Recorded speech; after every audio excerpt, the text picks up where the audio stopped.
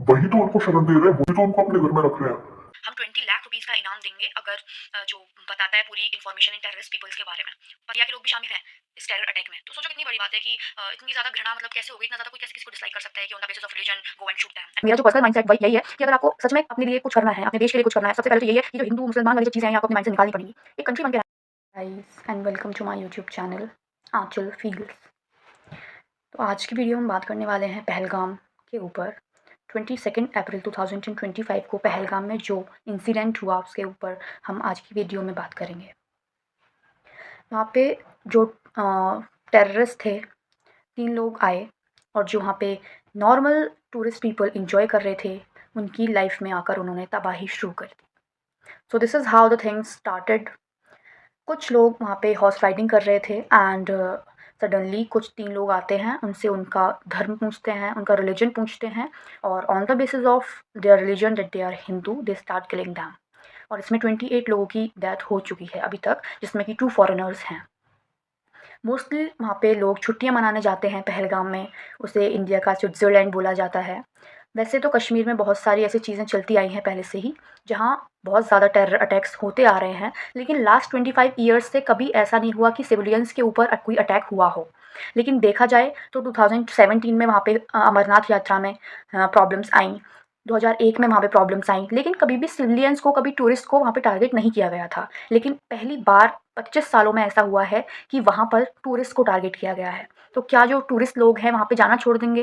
क्या वहाँ पे जो लोग रहते हैं उनकी जो रोज़ी-रोटी है उसके ऊपर क्या इफ़ेक्ट पड़ेगा? तो ये सारे बहुत सारे क्वेश्चंस लोगों के दिमाग में आ रहे हैं।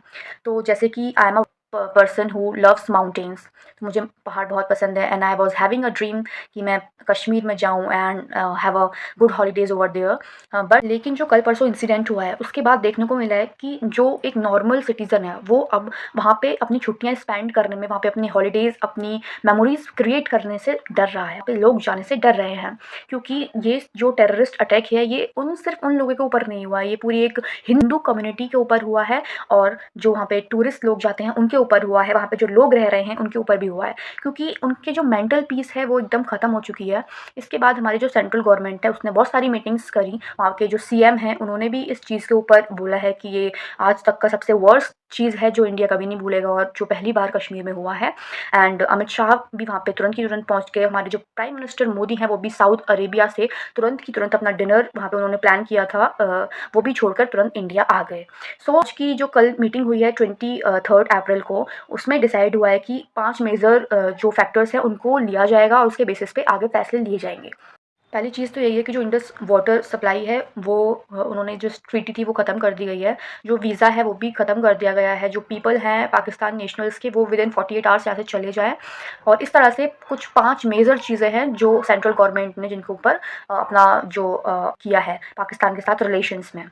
तो एक अब नॉर्मल पीपल के ऊपर बात करते हैं कि उसकी मेंटालिटी क्या है। तो बेसिकली जो हमारा इंडिया है ये एक डाइवर्स कंट्री है, यहाँ पे हर तरह के लोग रहते हैं, हिंदू भी, Muslim, Christian and many more and of course बहुत सारी लैंग्वेजेस भी बोलते हैं लोग। तो इसमें ये तो बिल्कुल नहीं होगा कि कौन हिंदू है कौन मुसलमान है ये पूछ के किसी को मार दिया जाए।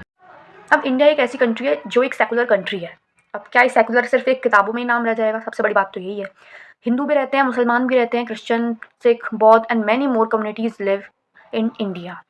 लेकिन क्या हर किसी को उनका जेंडर, उनका रिलीजन, उनका कास्ट और उनका लैंग्वेज पूछ के ऐसे गोली मार दी जाएगी? क्या ये चलेगा? बिल्कुल नहीं चलेगा भाई। ऐसे कैसे कोई गोली मार देगा किसी का रिलीजन पूछ के? तो एक बहुत ज़्यादा शर्मनाक वाली चीज़ हो गई। लेकिन वो टेररिस्ट हैं, वो कुछ भी कर सकते हैं।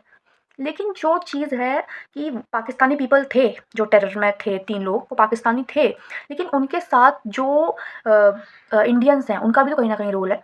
किसी ने तो उनको शरण दी होगी अपने घर में रहने के लिए, तभी तो वो रहे हैं।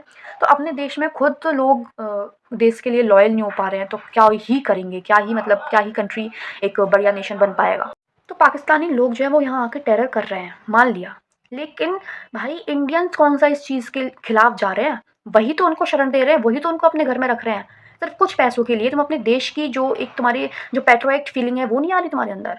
तो ये कैसे चलेगा? अगर गवर्नमेंट जो है वो अभी जो जम्मू कश्मीर की गवर्नमेंट है उसने बोला है कि हम 20 लाख रुपीज़ का इनाम देंगे अगर जो बताता है पूरी इन्फॉर्मेशन इन टेररिस्ट पीपल्स के बारे में। पता ये चला है कि उसमें इंडिया के लोग भी शामिल हैं।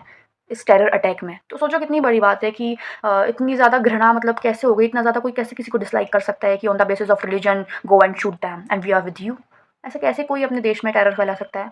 तो अभी तो यही खबरें निकल के आई हैं और मेरा जो पर्सनल माइंडसेट वही यही है कि अगर आपको सच में अपने लिए कुछ करना है, अपने देश के लिए कुछ करना है, सबसे पहले तो यही है कि जो हिंदू मुसलमान वाली जो चीज़ें हैं ये आपको अपने माइंड से निकालनी पड़ेंगी। एक कंट्री बन के रहना पड़ेगा, तभी तो एक देश आगे बढ़ पाएगा। अगर आपको पर्सनल अपने रिलीजन के ऊपर कुछ वो है तो भाई अपने पास रखो ना, उसे अपने तक सीमित रखो, अपने लिए फॉलो करो। लेकिन ये नहीं है कि आप किसी का दूसरे का रिलीजन पूछ के किसी को गोली मार दोगे, किसी की पीस हारमनी कुछ नहीं है कंट्री में, ऐसा तो नहीं चलेगा।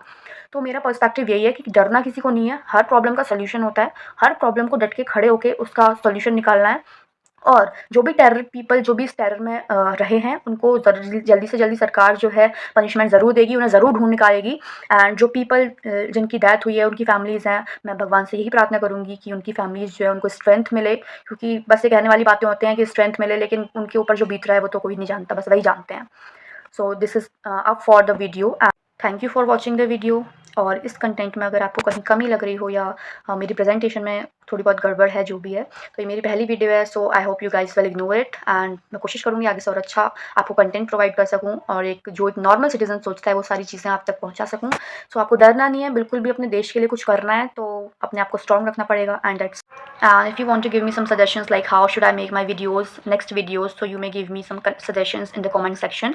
And this is my first video, hope you guys like it, and if there is any problem then you may write it down in the comment section so I can tackle it with.